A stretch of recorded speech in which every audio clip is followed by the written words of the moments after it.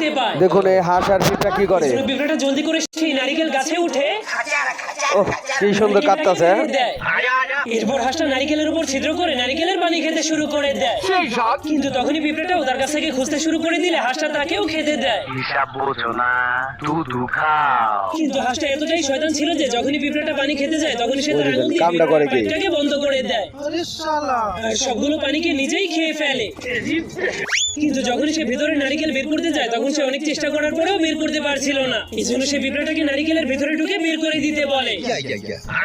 কিন্তু যখন সে পিঁপড়াটাকে ভেতরে ঢুকায় তখন পিঁপড়াটা মজা করে নারিকেল খেতে শুরু করে দেয়। যে যেমন করে তার সাথে কর্ম এরকমই করলো। নারিকেল দিতে যায় তখন সেটা বাইরে বের না হওয়ার কারণে সে সেটাকে খেয়ে খেয়ে ছোট করে দেয়। কিন্তু তবুও বাইরে বের না হওয়ার কারণে সে আরেকটু খেয়ে ফেলে, যার কারণে সেটা একদম ছোট। যার কারণে সে সেটাকে বাইরে ফেলে অস্থির ভিডিও। দিয়ে বাঁচার জন্য নিজের কান বন্ধ করে দেয়। অস্থির।